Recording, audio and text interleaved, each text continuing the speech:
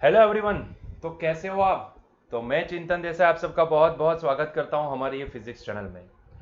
तो फाइनली बच्चों, हम आज से नया चैप्टर स्टार्ट करने वाले हैं and that is the chapter number 6, work energy power. ठीक है। तो उसका पहला टॉपिक आज का है हमारा स्केलर प्रोडक्ट। बच्चों, वैसे तो हमने स्केलर प्रोडक्ट ऑलरेडी डिस्कस कर लिया है। स्केलर प्रोडक्ट को अगर मुझे बोलना है तो मैं इसको डॉट प्रोडक्ट भी बोल सकता हूं। क्या बोल सकता हूं मैं इसको? Dot product. मतलब कि ऐसा दो वेक्टर का प्रोडक्ट कि जो आपको आंसर क्या देता हो? डॉट प्रोडक्ट, मतलब कि स्केलर क्वांटिटी देता हो। और आपको पता है कि दो प्रकार के यहां पे मल्टीप्लीकेशन होंगे वेक्टर के केस में। एक होगा स्केलर, दूसरा होगा वेक्टर। अगर दो वेक्टर का मल्टीप्लीकेशन वेक्टर फॉर्म में आंसर देता है तो उसको हम क्रॉस प्रोडक्ट बोलेंगे। और अगर दो वेक्टर का मल्टीप्लीकेशन हमें स्केलर क्वांटिटी ही वापस देता है तो उसको हम डॉट प्रोडक्ट बोलेंगे। ठीक है। तो यहाँ पे डॉट एंड क्रॉस का अलग अलग मतलब होता है। वैसे तो हमने सारी चीजें डिस्कस कर ली है, एक पूरा एक लेक्चर बनाए थे। इसके अंदर हमने एक ही न्यूमेरिकल देखा था। मैंने बोला था कि ये न्यूमेरिकल को सॉल्व करना है तो उसके लिए हमें ये डॉट प्रोडक्ट देखना पड़ेगा। तो वहां पे सारी इंफॉर्मेशन हमने प्रोवाइड कर दी है। लेकिन फिर भी क्योंकि हमारा ये स्टार्टिंग पॉइंट है, ये चैप्टर जब भी स्टार्ट होता है तो वहां पे पहला ही पॉइंट 6.1.1 वो है द स्केलर प्रोडक्ट। ठीक है। तो इसीलिए हमारे टॉपिक में है, इसलिए हम इसको देखेंगे वापस, लेकिन जल्दी से देखेंगे। ठीक है। इतना ज्यादा टाइम नहीं लेंगे, फटाक से उसको डिफाइन करेंगे क्योंकि यू ऑलरेडी नो एवरीथिंग। आपको सब कुछ पता है कि इसका फॉर्मूला क्या होता है, अगर दो पैरेलल है तो क्या होता है, दो परपेंडिकुलर होंगे तो क्या होगा, वो सारी चीजें आपको पता है। ठीक है। चलो, तो हम इसको फटाक से रिवाइज कर लेते हैं। ठीक है। तो it is just one kind of revision, एक छोटा सा लेक्चर है, एक रिवीजन के लिए है ना। चलो, तो स्केलर प्रोडक्ट जिसको हम क्या बोलेंगे? डॉट प्रोडक्ट भी बोल सकते हैं। ठीक है। तो हम इसको डॉट प्रोडक्ट भी बोलेंगे। चलिए, कैसे डिफाइन है ये डॉट प्रोडक्ट? मान लो कि मेरे पास एक वेक्टर है, लेट्स से कि वो वेक्टर है ए वेक्टर, एंड मेरे पास दूसरा एक वेक्टर है that is the B vector. तो ये कैसे डिफाइन होता है? तो भाई, A vector dot product with B vector कुछ डिफाइन है कुछ इस तरीके से, magnitude of A into magnitude of B into cos theta. So this is the definition of dot product. किसी दो वेक्टर का डॉट प्रोडक्ट ये फॉर्मूला से डिफाइंड है, that you already know. Where this theta is what? ये theta क्या है? Where this theta is the angle between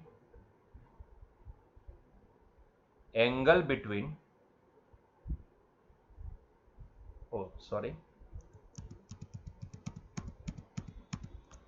okay angle between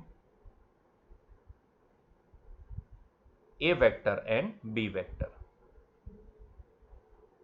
मतलब कि ये जो थीटा है वो यहां पे A vector and B vector के बीच का एंगल होगा। क्लियर है? ये आपको पता है। ठीक है। फिर हमने कुछ और भी देखा था, उस हिसाब से देखने जाए तो अगर A vector dot product with B vector is equal to A into B cos theta होता है, तो हमने एक और पॉइंट भी देखा था जिसमें हमने देखा था दो डायरेक्शनल वेक्टर का डॉट प्रोडक्ट क्या होता है, यूनिट वेक्टर। दो यूनिट वेक्टर का डॉट प्रोडक्ट क्या होता है वो भी हमने वहां पे देखा था, डिस्कस किया था कि भाई अगर मैं आई कैप को डॉट प्रोडक्ट करो आई कैप के साथ, या फिर मैं जे कैप का डॉट प्रोडक्ट करूं जे कैप के साथ, या फिर मैं के कैप का डॉट प्रोडक्ट लेता हूं के कैप के साथ, तो ऐसे केस में ये तीनों केस में आंसर हमारा क्या आएगा? 1 आएगा, यूनिटी। है ना? क्योंकि ये फॉर्मूला आप यूज करो तो आपको समझ में आ जाएगा। आई कैप वो एक यूनिट वेक्टर होता है, आई कैप जे कैप के कैप उसको हम सिर्फ डायरेक्शन आइडेंटिफाई करने के लिए यूज करते हैं, वो यूनिट वेक्टर होता है। ठीक है। तो आई कैप का आई कैप के साथ यहां पे अगर मल्टीप्लीकेशन करेंगे तो I cap dot I cap and I cap के बीच का एंगल कितना होगा? थीटा 0 डिग्री, और कॉस 1 होता है।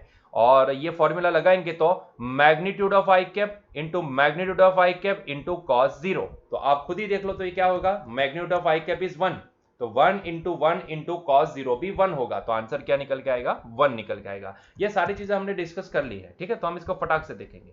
लेकिन अगर मैं ये बताऊं कि अगर मैं डॉट प्रोडक्ट करूं आई कैप का जे कैप के साथ, मतलब कि आई कैप डॉट जे कैप, या फिर मैं जे कैप का डॉट प्रोडक्ट लेता हूं के कैप के साथ, या फिर मैं के कैप का डॉट प्रोडक्ट लेता हूं आई कैप के साथ, तो ऐसे केस में हमारा आंसर क्या निकल के आएगा? ऐसे केस में हमारा आंसर निकल के आएगा 0। है ना? हमारा आंसर निकल के आएगा 0। क्लियर है?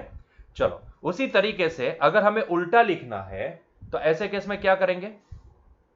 जे cap dot product with I cap is equals to अगर आप जे कैप का आई कैप के साथ डॉट प्रोडक्ट करो, आई कैप का के कैप के साथ डॉट प्रोडक्ट करो, या फिर यहां पे हम के कैप का जे कैप के साथ डॉट प्रोडक्ट ले लें, तो ऐसे केस में भी क्या होगा, डॉट प्रोडक्ट जीरो होगा, क्योंकि ये दोनों परपेंडिकुलर है, दोनों परपेंडिकुलर है। कुछ याद है, परपेंडिकुलर के लिए भी कुछ अलग रूल्स निकलता था, पैरेलल के लिए भी हमने लिखा था थीटा अगर इतना है तो मैग्नीट्यूड क्या निकलेगा, एंटी पैरेलल के लिए भी लिखा था, ठीक है। तो अगर वो याद है तो वो पॉइंट भी यहां पे दोबारा लिखते हैं कि if A vector parallel to B vector, ठीक है, if A vector parallel to B vector, then हमें पता है कि यहां पे दिस इंप्लाइज देखो इसको पैरेलल लिखते हैं, सिंबल नहीं यूज करेंगे, पैरेलल लिखते हैं, ठीक है। तो if A parallel to B, तो ऐसे केस में हमें पता था कि भाई यहां पे दिस इंप्लाइज एंगल क्या बनता था यहां पे इन दोनों के बीच में, अगर दो वेक्टर पैरेलल है तो इन दोनों की डायरेक्शन सेम होगी, मतलब कि थीटा बनेगा 0 डिग्री, है ना। और अगर थीटा 0 डिग्री बनता है तो भाई ऐसे केस में दोनों का डॉट प्रोडक्ट क्या निकल के आएगा, दोनों का डॉट प्रोडक्ट निकल के आएगा magnitude of A into magnitude of B into cos 0, और कॉस 0 होता है 1, ठीक है, कॉस 0 होता है 1, मतलब कि मैग्नीट्यूड निकल के आएगा ए इंटू बी के बराबर। फिर एक और पॉइंट भी देखे थे जिसमें अगर if A vector is anti parallel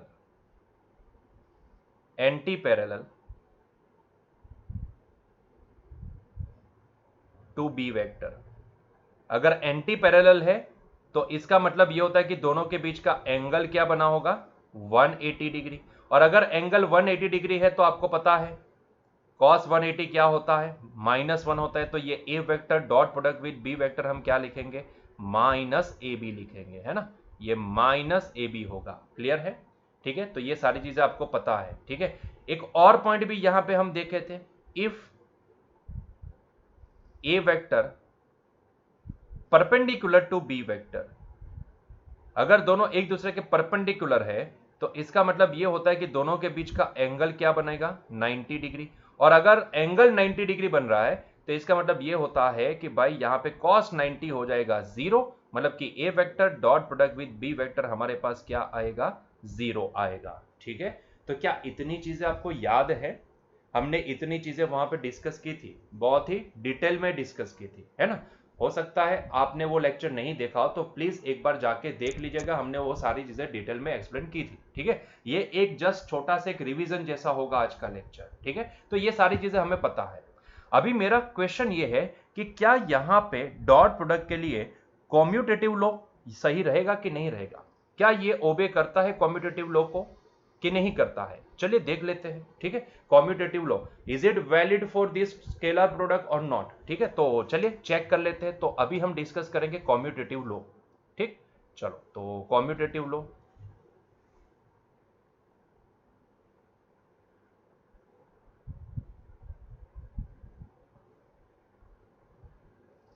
अच्छा, कॉम्यूटेटिव लॉ क्या बोलता है, जैसे कि अगर मैं डॉट प्रोडक्ट के लिए कॉम्यूटेटिव लॉ लगाना चाहूं तो यहां पे स्टेटमेंट कुछ ये बनना चाहिए कि A vector dot product with B vector क्या होना चाहिए, A vector dot product with B vector must be equal to B vector dot product with A vector होना चाहिए, ठीक है। तो ये है कॉम्यूटेटिव लॉ।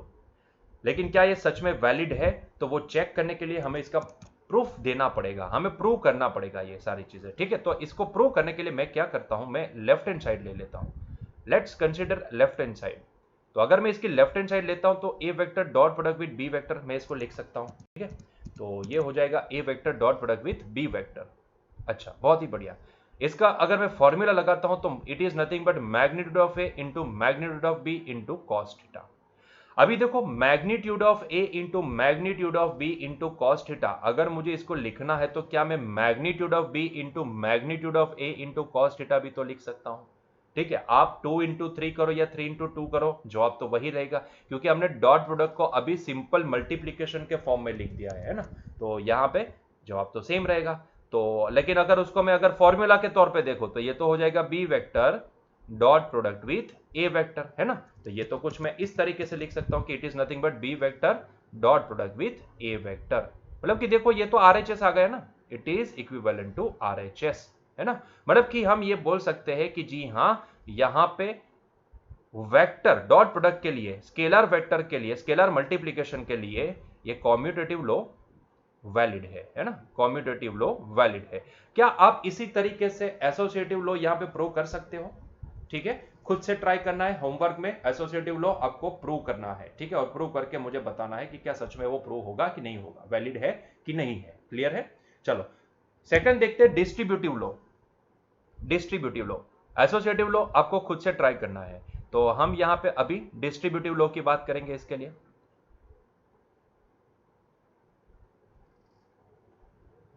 सो डिस्ट्रीब्यूटिव लॉ, अभी ये डिस्ट्रीब्यूटिव लॉ क्या बोलता है हमें? डिस्ट्रीब्यूटिव लॉ ये बोलता है कि भाई A vector dot product with B vector plus C vector, ये क्या होना चाहिए? ये A vector dot product with B vector plus A vector dot product with C vector होना चाहिए। ठीक है, तो अगर ये डिस्ट्रीब्यूटिव लॉ को फॉलो करता है तो कहीं ना कहीं left hand side right hand side के बराबर होनी चाहिए। ठीक है, तो चलो देख लेते हैं, उसका भी प्रूफ देख लेते हैं। तो उसको प्रूव करने के लिए मैं क्या करता हूं, यहां पे LHS लेता हूं। तो लेट्स टेक LHS। तो मैंने LHS लिया।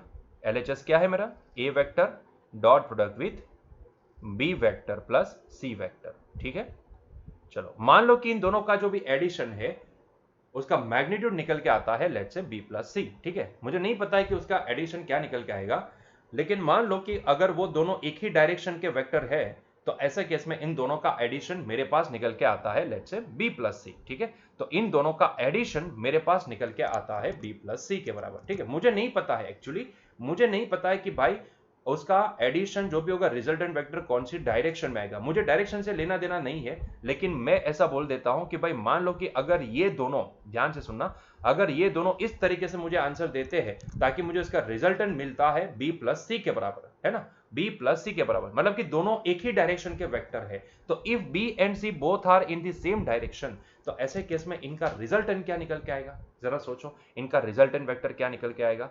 तो इनका resultant vector R vector, R का मैग्नीट्यूड निकल के आएगा अंडर रूट में B square plus C square plus twice B C cos theta, है ना। और हमने बोला कि भाई यहाँ पे बी एंड सी के बीच का एंगल क्या है? 0 डिग्री है, दोनों सेम डायरेक्शन में है। तो ऐसे केस में ये कॉस 0 क्या हो जाएगा? 1 हो जाएगा। मतलब कि इसको मैं लिख सकता हूँ अंडर रूट में बी प्लस सी का होल स्क्वायर, मतलब कि मैं इसको अंडर रूट स्क्वायर को कैंसिल कर सकता हूं और मैं इसका आंसर दे सकता हूं बी प्लस सी के बराबर। तो सिर्फ मैग्नीट्यूड के फॉर्म में अगर देखना चाहे तो ये बी प्लस सी होगा। तो बस हम यही एजम्पशन लेके आगे बढ़ेंगे। मान लो कि यहाँ पे बी एंड सी दोनों जो भी है वो सेम डायरेक्शन के वेक्टर है, तो ऐसे केस में अगर मैं मैग्नीट्यूड फॉर्म में लिखूं तो ये हो जाएगा magnitude of A into magnitude of B plus C into cos theta. होगा कि नहीं होगा? होगा, है ना। तो ऐसे केस में मैं इसको लिख सकता हूं it is nothing but A into B cos theta, क्योंकि ए बी के साथ भी मल्टीप्लाई होगा, सी के साथ भी मल्टीप्लाई होगा, उसी तरीके से कॉस बी के साथ भी मल्टीप्लाई होगा, सी के साथ भी मल्टीप्लाई होगा, है ना। तो A B cos theta plus मैं इसको लिखूंगा A into C cos theta. तो आप देख सकते हो कि A into B cos theta को तो हम क्या बोल सकते हैं? It is nothing but A vector dot product with B vector, है ना, plus A into C cos theta को मैं क्या बोल सकता हूं? तो बाय डेफिनेशन ये A vector dot product with C vector, है ना। तो ध्यान से देखो, क्या यही हमारा RHS है? जी हाँ, यही हमारा RHS था। ठीक है, तो यस, ये डिस्ट्रीब्यूटिव लॉ को भी फॉलो करता है ना। तो ये जो स्केलर प्रोडक्ट है वो कॉम्यूटेटिव लॉ को भी फॉलो करता है, डिस्ट्रीब्यूटिव लॉ को भी फॉलो करता है। आपको एसोसिएटिव लॉ खुद से ट्राई करना है, so do it by yourself. देखिएगा, बताइएगा मुझे कि क्या आता है। ठीक है, उसी तरीके से आप चाहो तो इसको एग्जांपल से भी सॉल्व कर सकते हो। अगर आपको प्रूव करना है तो आप एग्जांपल ले लो कि भाई ए वेक्टर ये है, बी वेक्टर ये है, सी वेक्टर ये है, फिर LHS निकालो, फिर RHS निकालो, फिर दोनों को कंपेयर करो। अगर आंसर सेम आते हैं तो इसका मतलब है कि भाई ये डिस्ट्रीब्यूटिव लॉ को फॉलो करता है ना। सिंपल सी बात है। तो अगर आपको एग्जाम में आता है तो आप चाहो वो यहां पे फॉर्मेट यूज कर सकते हो। ठीक है, ऐसा कोई रॉकेट रूल नहीं है कि भाई आपको यही फॉलो करना है या फिर यही यूज करना है, ऐसा कोई जरूरी नहीं है। ठीक है, हाँ ठीक है, मैंने यहाँ पे इस तरीके से सीधा ही फॉर्मूला अप्लाई कर दिया। आप अगर आपका मन चाहता है, आपका मन कहता है कि भाई हमें वेक्टर को अज्यूम करके आगे बढ़ना है और इसको प्रूव करना है, तो आप उस तरीके से भी जा सकते हो। वेक्टर ए अज्यूम कर लो कुछ कि भाई 2i cap plus 3j cap है, वेक्टर बी अज्यूम कर लो 1i cap plus 3j cap है, एंड सी वेक्टर को 2i cap plus 2j cap assume कर लो और फिर LHS एंड RHS निकाल लो, ठीक है, तो आपको आंसर मिल जाएगा। क्लियर है? तो वो फॉलो करेगा, it obeys the distributive law also, ठीक है, क्लियर है। उसी तरीके से अगर मान लो कि मैं यहां पे किसी वेक्टर को, मान लो कि मैं यहां पे किसी रियल नंबर से मल्टीप्लाई करता हूं और फिर उसका किसी और वेक्टर के साथ डॉट प्रोडक्ट लेता हूं, मतलब कि मैं अल्टीमेटली क्या कहना चाहता हूं, मैं अल्टीमेटली ये कहना चाहता हूं कि अगर मान लो कि मुझे ऐसा कुछ दिया गया है कि vector A dot product with lambda times vector B, तो क्या इसका आंसर मुझे lambda times A vector dot product with B vector मिल सकता है, where this lambda is some constant. अगर मैं अच्छे से लिखना चाहूं तो लैम्बडा बिलोंग्स टू आर, मतलब कि रियल नंबर होना चाहिए, ठीक है। तो क्या मैं यहां पे लैम्बडा को मल्टीप्लीकेशन के बाहर लगा सकता हूं? तो आइए उसको पता करना पड़ेगा, हमें उसको देखना पड़ेगा, क्योंकि क्या ये LHS इक्वल टू RHS हो पाएगा, तो उसको देखने के लिए हम यहां पे LHS कंसीडर करते हैं। तो let's consider this LHS is equals to A vector dot product with lambda times B vector, है ना। चलो तो अभी यहां पे फॉर्मूला लगाते हैं, तो ये हो जाएगा magnitude of A into magnitude of lambda B into cos theta, तो यही तो फॉर्मूला है। अभी आप इसको ए लैम्बडा बी लिखो या फिर लैम्बडा ए बी लिखो, फर्क कोई नहीं पड़ेगा, तो ये हो जाएगा lambda A B cos theta, ठीक है। और ये ए बी कॉस थीटा को मैं क्या लिख सकता हूं, A B cos theta is nothing but equal to A vector dot product with B vector, मतलब कि यस ये देखो RHS मिल गया, मतलब कि यहां पे हम ये बोल सकते हैं कि जी हां यहां पे LHS इक्विवेलेंट टू RHS, मतलब कि आप आसान भाषा में बोलो तो अगर किसी वेक्टर को किसी लैम्बडा से मल्टीप्लाई हुए वेक्टर के साथ डॉट प्रोडक्ट लेते हो तो आप लैम्बडा को बाहर निकाल के पहले डॉट प्रोडक्ट करके उसके बाद लैम्बडा को मल्टीप्लाई कर सकते हो, मतलब कि लैम्बडा को इन शॉर्ट डॉट प्रोडक्ट में से बाहर कॉमन ले सकते हो, उसमें कोई प्रॉब्लम नहीं होगा, आंसर आपको वही मिलेगा। क्लियर है ये पॉइंट? ठीक है, क्लियर हुआ ये पॉइंट? देखो ये सारा रिवीजन जैसा है, आपको पता है सारी चीजें, बस रिवीजन जैसा है आज का लेक्चर, ठीक है। अच्छा, अगर मान लो कि मैं किसी वेक्टर को अपने साथ ही मल्टीप्लाई करता हूं, if I multiply vector with itself only, अगर मान लो कि मेरे पास दो वेक्टर है ए एंड बी, चलो ए वेक्टर ही लेता हूं, अगर मान लो कि ए वेक्टर को ए वेक्टर के साथ मल्टीप्लाई कर देता हूं तो मुझे रिजल्ट क्या मिलेगा, ए वेक्टर को ए वेक्टर के साथ मल्टीप्लाई करते हैं तो रिजल्ट क्या मिलता है, तो A vector dot product with A vector is nothing but equal to, लगाओ formula, magnitude of A into magnitude of E B into cos theta. जरा सोचो ये दोनों सेम वेक्टर है, एक ही वेक्टर को मैं उसके साथ खुद के साथ ही मल्टीप्लाई कर रहा हूं, डॉट प्रोडक्ट ले रहा हूं, तो इसमें आप समझ सकते हो कि दोनों की डायरेक्शन क्या होगी, सेम होगी ना। जिस डायरेक्शन में ए वेक्टर है भाई खुद ही के साथ मल्टीप्लाई हो रहे हैं तो डायरेक्शन तो सेम होगी, और डायरेक्शन अगर सेम है तो एंगल क्या बन जाएगा, 0 डिग्री, एंगल 0 डिग्री बनेगा, मतलब कि मैं इसको बोल सकता हूं it is nothing but cos 0 1 होता है, a इंटू ए हो जाएगा ए स्क्वायर, मतलब कि A vector dot product with A vector अपने साथ ही डॉट प्रोडक्ट लिया जाए तो असल में मैग्नीट्यूड का स्क्वायर के बराबर रिजल्ट निकलता है ना। अगर आपको यहां पे एक ही जगह पे बी दिया जाए तो B vector dot product with B vector किसके बराबर होगा, मैग्नीट्यूड ऑफ बी के स्क्वायर के बराबर होगा, दिस इज द रिजल्ट, है ना। क्लियर है? उसी तरीके से मान लो कि अगर मुझे कोई एक वेक्टर, दो वेक्टर अलग से दिए गए हो, ये सारी चीजें आपको पता है, ये भी आपको पता है कि मान लो कि मेरे पास एक ए वेक्टर है AXI cap plus AYJ cap plus AZK cap, और मेरे पास दूसरा एक वेक्टर है B vector that is BXI cap plus BYJ cap plus BZK cap, और अगर मैं आपको बोलूं कि भाई इन दोनों का डॉट प्रोडक्ट निकालो तो इसका डॉट प्रोडक्ट क्या निकल के आएगा, A vector dot product with B vector क्या निकल के आएगा, इन दोनों का डॉट प्रोडक्ट क्या मिलेगा हमें, बताओ जरा। क्या आपको याद है मैंने डायरेक्ट आपको बताया था कि आई का आई के साथ, जे का जे के साथ, के का के साथ, मतलब कि यहां पे आई का आई के साथ AX इंटू बी एक्स, तो ये हो जाएगा AX into B X plus, याद आया कुछ, AY into B Y, Y का वाई के साथ मतलब कि AY into B Y plus Z का Z के साथ मतलब कि AZ इंटू बी एस। तो आप डायरेक्टली दो वेक्टर का डॉट प्रोडक्ट अगर आपको वेक्टर फॉर्म में दिया गया है, दोनों वेक्टर वेक्टर फॉर्म में दिए गए हो, तो ऐसे केस में डायरेक्टली डॉट प्रोडक्ट सिर्फ इस तरीके से निकाल सकते हो, इन दोनों का मल्टीप्लीकेशन प्लस इन दोनों का मल्टीप्लीकेशन प्लस इन दोनों का मल्टीप्लीकेशन, है ना। ये हमने देखा था वहां पे दो वेक्टर के, मतलब कि 2 डायमेंशन वाले वेक्टर के लिए एंड 3 डायमेंशन वाले वेक्टर के लिए भी देखा था हमने, ठीक है। तो बस इसका ये सिर्फ एक छोटा सा रिवीजन जैसा था, ठीक है। तो क्या इतने पॉइंट आपको पता है स्केलर प्रोडक्ट के लिए? अगर इतने पॉइंट पता है तो आपके लिए ये चैप्टर में जहां जहां पे आपको वेक्टर की जरूरत पड़ने वाले, डॉट प्रोडक्ट की जरूरत पड़ने वाले, वहां पे आपको कभी भी कोई भी कंफ्यूजन नहीं आएगा, ठीक है। क्लियर है? बस इतने पॉइंट्स है जो आपको यहां पे ध्यान में रखने हैं। तो चलिए इसके रिलेटेड एक एग्जांपल भी देख लेते हैं। देखो हमें एग्जांपल 6.1 में क्या पूछा गया है। Example 6.1, find the angle between force F unit and displacement D unit, also find the projection ऑफ F ऑन D। मतलब कि आपको यहां पे एफ एंड डी, पहले क्वेश्चन को आंसर, पहले क्वेश्चन का आंसर देते हैं, उसके बाद दूसरे क्वेश्चन का आंसर देंगे। तो पहले क्वेश्चन को देखो, क्या पूछा है आपको पूछा है कि भाई find the angle between force and displacement, मतलब कि आपको एफ एंड डी के बीच का एंगल क्या होगा वो आपको पता करना है, ठीक है। तो पहले क्वेश्चन का आंसर देंगे, और वो पहले क्वेश्चन का आंसर देने के लिए हमें F vector and D vector दोनों दिए गए हैं। तो यहाँ पे एफ वेक्टर आपको क्या दिया गया है? एफ वेक्टर आपको दिया गया है 3i cap plus 4j cap plus 5k cap, ठीक है। तो ये आपको पहला वेक्टर दिया गया है। उसी तरीके से आपको दूसरा vector, displacement vector D vector जो भी है, it is nothing but equal to आपको दिया गया है ये 5i cap plus 4j cap plus 3k cap, ठीक है। चलो आपको क्या पता करना है? आपको इन दोनों के बीच का एंगल पता करना है। एंगल कैसे पता करेंगे? अगर एंगल पता करना है तो आपको अगेन, अगर मुझे थीटा चाहिए तो उसके लिए मुझे क्या ये डॉट प्रोडक्ट का फॉर्मूला मैं यूज कर सकता हूं? जी बिल्कुल यूज कर सकते हो। तो मैं क्या करूंगा, यहां पे इन दोनों के बीच का डॉट प्रोडक्ट का फॉर्मूला अप्लाई करूंगा। तो मैं यहां पे कंसीडर करूंगा दोनों का डॉट प्रोडक्ट, ठीक है। क्योंकि एंगल पता करना है तो उसके लिए मुझे डॉट प्रोडक्ट का फॉर्मूला अप्लाई करना पड़ेगा, है ना। तो ये मैं फॉर्मूला अप्लाई करता हूं। तो भाई इन दोनों का डॉट प्रोडक्ट क्या होता है? Magnitude of F into magnitude of D into cos theta के बराबर। हालांकि ये जो F vector dot product with D vector, ये जो टर्म है ना, इसको वर्क बोला जाता है। इसको क्या बोला जाता है? वर्क।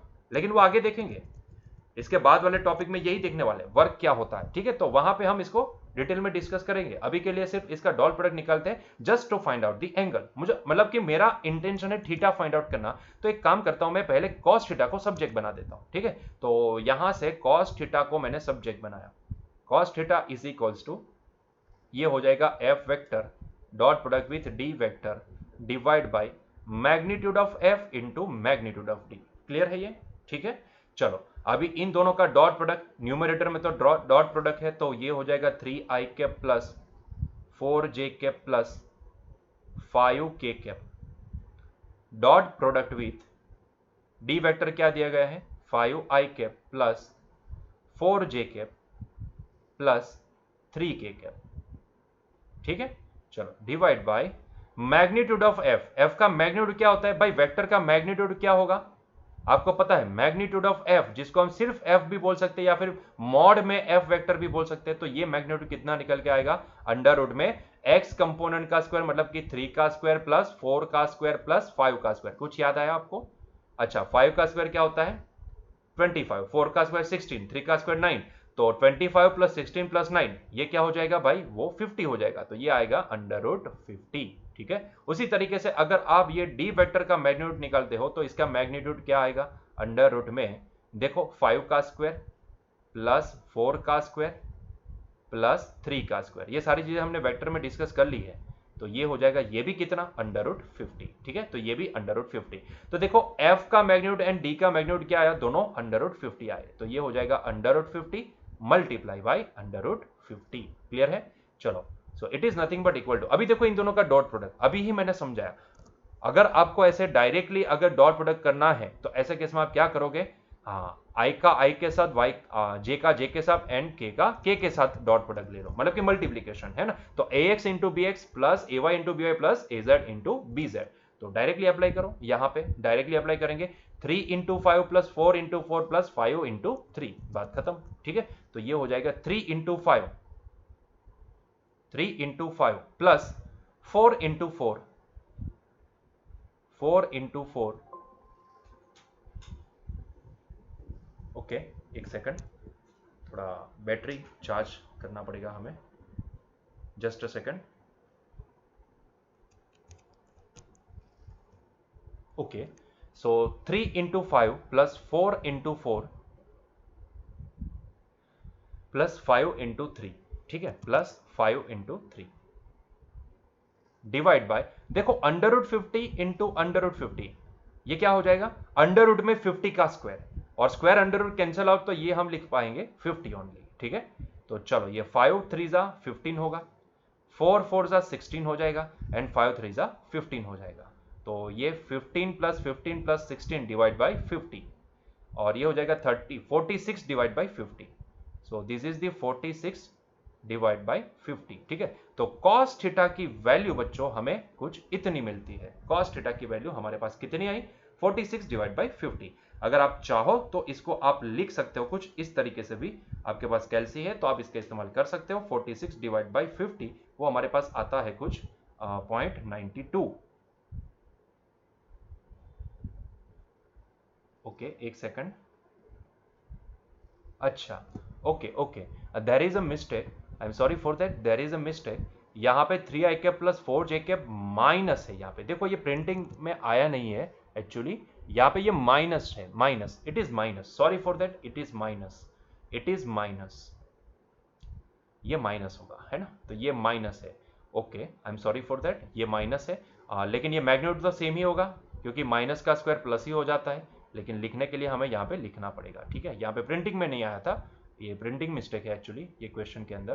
तो ये हो जाएगा -5 का स्क्वायर, ठीक, -5 का स्क्वायर, -5 का स्क्वायर प्लस ही होगा, तो वो तो आंसर अंडर 50 ही आएगा, ठीक है, उसमें कोई चेंज नहीं आएगा, लेकिन हाँ यहाँ पे हमें चेंज करना पड़ेगा। सो it is minus again, minus, और अगर ये माइनस है तो आखिरी वाली टर्म है उसमें बीच में क्या आएगा, माइनस आएगा, मतलब कि यहाँ पे बीच में माइनस आएगा, क्योंकि -5 इंटू 3 होगा ना, तो ये बीच में ये टर्म माइनस आएगी। और अगर ये माइनस आती है तो आप समझ सकते हो कि यहाँ पे 15 15 कैंसिल आउट हो जाएंगे, और अगर 15 15 कैंसिल आउट हो जाएंगे तो यहाँ पे 15 15 कैंसिल आउट, तो बचा क्या, 16, तो बचा सिर्फ 16, तो इसको मिटा देते हैं हम लोग, और यहाँ पे इसकी जगह पे लिखते हैं 16, ठीक है। तो यस, अब सही है, सो इट इज 16 डिवाइड बाई 50, जरा करेक्शन कर लीजिएगा, ठीक है। तो 16 डिवाइड बाई 50, और 16 डिवाइड बाई 50 कितना होता है, 16 डिवाइड बाई 50 करेंगे तो हमारे पास आंसर आएगा 0.32। सो आंसर आया 0.32, मतलब कि मैं यहां से, ये cos थीटा की वैल्यू आई, ये cos थीटा की वैल्यू आई, तो अगर मुझे थीटा लिखना है तो थीटा इज इक्वल टू क्या होगा, cos इनवर्स 0.32, ठीक है। तो दिस इज द एंगल जो आपको पूछा गया है, 0.32, cos इनवर्स 0.32। आपको इसको फर्दर सॉल्व करने को नहीं बोला है, आपके एनसीईआरटी में भी यहां से ही क्वेश्चन को छोड़ दिया है, तो हम इसको यहीं से छोड़ेंगे, ठीक है। तो जो एंगल आपको निकालने को बोला था वो कितना आया, एफ एंड डी के बीच का एंगल cos इनवर्स 0.32 का, ठीक है, cos इनवर्स 0.32 का। क्लियर है ये पॉइंट। अच्छा, ये तो पहला क्वेश्चन था। दूसरा क्वेश्चन भी आपको पूछा है, दूसरे क्वेश्चन में क्या पूछा है, देखो दूसरे क्वेश्चन में आपको पूछा है also the find the projection of F on D, आपको एफ का डी के ऊपर का प्रोजेक्शन क्या होगा वो भी निकालना है। देखो ऐसा क्वेश्चन हमने आगे वाले चैप्टर में भी देखा था, अगर नहीं याद है इसके आगे वाले चैप्टर में, शायद इसके आगे के आगे वाले चैप्टर में जहां पे वेक्टर देखा था वहां पे हमने देखा था, अगर नहीं याद है तो ऐसे केस में मैं आपको समझा देता हूं। देखो आपकी एनसीईआरटी की किताब में इसको अलग से एक पॉइंट बना के दिया गया है।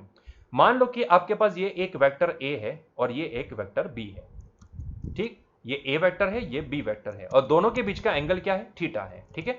वो दोनों कोई भी डायरेक्शन में हो सकते हैं, जरूरी नहीं है कि भाई ये दोनों एक्स एंड वाई के डायरेक्शन में हो, दोनों कोई भी डायरेक्शन में हो सकते हैं, ठीक है। तो ये एक वेक्टर ए है, बी है। अभी जैसे ही मैं यहां से देखो बी का एक प्रोजेक्शन लेता हूं ए के ऊपर, ये देखो ये, ठीक है, ये जो आपको मिला ना, ये इतना प्रोजेक्शन जो आपको मिला यहां से यहां तक का, ठीक है। तो ये जो मैं प्रोजेक्शन लेता हूं वो क्या हो सकता है, जरा सोचो। तो बी का एक्स के ऊपर अगर बी को रिजोल्व करेंगे तो आपको दो कंपोनेंट मिलेंगे, एक मिलेगा बी कॉस थीटा, और दूसरा ये सामने वाला ये कंपोनेंट मिलेगा बी साइन थीटा, है ना। तो भाई ये जो बी कॉस थीटा आया ना, बी कॉस थीटा, वही होता है बी का ए के पर का, ए ऊपर का प्रोजेक्शन। तो ये जो बी कॉस थीटा वाली वैल्यू है यही होगी हमारे लिए projection of B on A, है ना। इसको हम क्या बोलेंगे, B cos theta is the projection of B on to A, ठीक है। क्लियर हुआ ये पॉइंट। उसी तरीके से अगर मान लो कि मैं ए से बी के ऊपर का प्रोजेक्शन लेता हूं, मतलब कि यहां से मैं ए का प्रोजेक्शन बी के ऊपर लेता हूं, तो आप समझ सकते हो कि भाई इतनी जो लेंथ हमें मिली, ये जो मिली, जो होगी क्या, ए कॉस थीटा। अगर आप ए को रिजोल्व करते हो तो आपको दो कंपोनेंट मिलेंगे, एक कंपोनेंट होगा ए कॉस थीटा, दूसरा कंपोनेंट ये डायरेक्शन में होगा। अगर यहां नहीं दिखाना है तो आप कहां दिखा सकते हो, ये होगा एक्स कंपोनेंट और ये होगा वाई कंपोनेंट, है ना, इस तरीके से समझो। तो ये हो जाएगा ए कॉस थीटा और ये हो जाएगा ए साइन थीटा। तो भाई ये जो ए कॉस थीटा होता है ना, जो बी के ऊपर आता है, उसको बोला जाता है projection of A on to B. तो क्लियर हुआ point, projection of A on to B क्या होता है, projection of B on to A क्या होता है। ठीक है, तो अगर हम बी का रिजोल्व करके जो कंपोनेंट ए के ऊपर का लेते हैं, वो जो कंपोनेंट हमें मिलता है, जो कंपोनेंट ए के ऊपर होता है, उसको बोला जाता है प्रोजेक्शन ऑफ बी ऑन ए। उसी तरीके से अगर मैं ए को जब भी रिजोल्व करूं, तब ए का जो भी कंपोनेंट यहां पे बी के ऊपर आएगा, उसी को हम क्या बोलेंगे, ए का प्रोजेक्शन ऑन टू बी, है ना। तो क्लियर है। तो दोनों केस में आप देखो, अगर मैं बोलूं कि बी का प्रोजेक्शन ऑन ए अगर मुझे फाइंड आउट करना है तो वो क्या आएगा, बी कॉस थीटा आएगा। अगर मैं बोलूं कि ए का प्रोजेक्शन ऑन बी आपको निकालना है तो वो क्या आएगा, ए कॉस थीटा आएगा। मतलब कि आप समझो यहां पे कि जो भी कंपोनेंट आएगा वो कॉस थीटा वाला कंपोनेंट आएगा, है ना, साइन थीटा वाला नहीं, कॉस थीटा वाला कंपोनेंट आएगा, है ना। तो यहां पे भी हमें क्या बोला है, यहां पे भी हमें यही बोला है कि मान लो कि भाई ये एफ है, बी नहीं ये एफ है एंड ये डी है, एक ही जगह पे इसको डी मान लो। और मुझे बोला है कि भाई एफ का डी के ऊपर का प्रोजेक्शन निकालना है। तो क्या होगा एफ का डी के ऊपर का प्रोजेक्शन, डी के ऊपर का प्रोजेक्शन होगा एफ कॉस थीटा। तो अल्टीमेटली मुझे एफ कॉस थीटा की वैल्यू निकालने को बोला गया है। क्लियर हुआ ये पॉइंट। ठीक है, तो जो दूसरा क्वेश्चन पूछा है उसका आंसर क्या निकलेगा, हमें पूछा है दूसरे क्वेश्चन में क्या, तो find the projection of F on D. तो प्रोजेक्शन of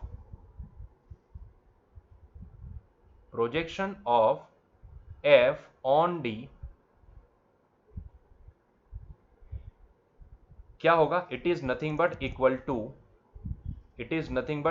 to f cos theta. मतलब कि magnitude of f into cos theta. देखो मैग्नीट्यूड ऑफ f हमने निकाल लिया है, वो कितना आया, √50 आया, है ना।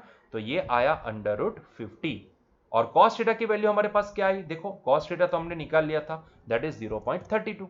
तो मैं इसके साथ मल्टीप्लाई कर देता हूं 0.32 को। ठीक है, तो √50 कितना होता है, तो 25√2 के बराबर, मतलब 5√2 के बराबर होता है। ठीक है, लेकिन फिर भी हम यहाँ पे निकाल लेते हैं। तो √50 वो होगा 7.0710 बराबर है, उसको मल्टीप्लाई करना है, फर्दर मल्टीप्लाई करना है। देखो पहले इसकी वैल्यू तो लिख लेते हैं, तो ये हो जाएगा 7.0710। ठीक है, मल्टीप्लाई करना है हमें इसको 0.32 से, तो इसको फर्दर हम मल्टीप्लाई करेंगे 0.32 से, तो हमारे पास कुछ आंसर निकल के आएगा 2.2627। सो ये आंसर आएगा 2.2627। तो दिस इज द आंसर। ठीक है, ये हमारा आंसर होगा। क्लियर हुआ ये पॉइंट। प्रोजेक्शन आपको जो निकलने को बोला है वो ये रहेगा। तो समझ में आया कि प्रोजेक्शन जब भी बोलते हैं किसी एक वेक्टर का दूसरे वेक्टर के ऊपर का प्रोजेक्शन, मतलब कि आप आसान भाषा में बोलो तो वो वेक्टर के मैग्नीट्यूड का कॉस थीटा के साथ मल्टीप्लीकेशन। मतलब कि आप जब भी उसको रिजोल्व करते हो, जो वेक्टर का प्रोजेक्शन लेना है उसको आप जब भी रिजोल्व करोगे तो उसके जो दो कंपोनेंट आएंगे उसमें से एक कॉस थीटा वाला कंपोनेंट हमेशा वो दूसरे वेक्टर के ऊपर ही आएगा। चाहे आप यहां पे देखो बी ऑन ए या फिर यहाँ पे ए ऑन बी, आप देखो यहाँ पे भी प्रोजेक्शन क्या निकला, ए कॉस थीटा ही निकला। ठीक है, तो आप इस तरीके से इसको याद रख सकते हो। तो बच्चों यहीं पे हमारा आज का पहला लेक्चर यहाँ पे एंड करते हैं ये चैप्टर का, और मिलते हैं नेक्स्ट लेक्चर में। एक छोटा सा वीडियो था क्योंकि ये ऑलरेडी हमने डिस्कस कर लिया था तो उसके रिलेटेड ही था। तो कल का लेक्चर बहुत ही इंपॉर्टेंट होने वाला है क्योंकि कल हम यहाँ पे वर्क एंड एनर्जी दोनों को डिफाइन करने वाले हैं और उसके साथ साथ वर्क एनर्जी थियरम को भी देखने वाले हैं। ठीक है, तो मिलते हैं नेक्स्ट लेक्चर में। Till that enjoy your day, bye.